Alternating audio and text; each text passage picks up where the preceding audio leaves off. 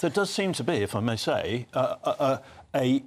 a tendency or almost an acceptance that if you're a former Chief of Staff, you will be appointed to the House of Lords. I mean, we have had a succession of incompetent Chiefs of Staff in Downing Street, highly incompetent. And the COVID inquiry has thrown out absolutely, starkly, if nothing else, that the organisation, which is down to the Chief of Staff, in Downing Street has been absolutely outrageously appalling. Well, and I'm shocked by the level of incompetence. Should we just scrap the lot? Well, I think... Is it a bit, you know... No, I think we need to... There's always claims of cronyism. There's always lots of people who are upset by the lists for numerous reasons. I would definitely scrap the Prime Minister's resignation on his list. I don't think they're necessary. I don't think, you know...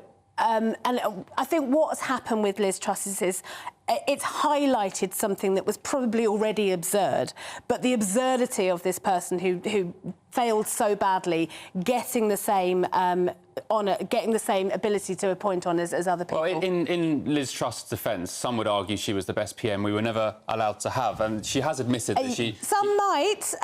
They'd be hard-pushed to find a majority of the country that would support that. Aren't we seeing now that, in actual fact, some of her policy, her go-for-growth policies are exactly what we need, and now Jeremy Hunt suddenly found a couple There's a great deal of difference in saying you want growth and failing spectacularly to deliver it. Indeed, but I think there was some credibility and some validity in what she did. I think she would now admit that she went too hard, too fast, which is probably true, and didn't quite sort of prepare the ground fully. But, I mean, that's a matter of opinion, but I do agree that we ought to really look again at the Prime Minister's resignation honours, because it is simply returning favours, largely, to often highly incompetent people who should not be in the House of Lords. Yeah, it feels like cronyism, and I don't think that in 2024 we should be saying that that's OK.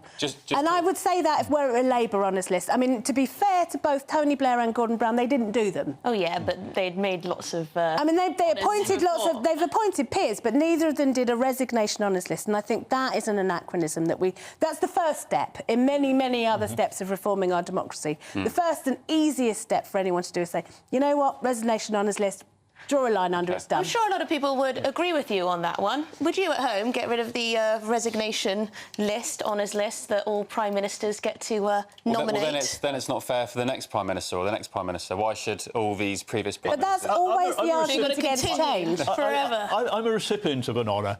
Well, yes, you are. I am, and it was a New Year's honour, so I wouldn't like to get rid of the honours. No, of course not. I'm sure it's well deserved. But no, I'd also like to say that there is a certain ring to Baroness Burnell of Baker's Arms.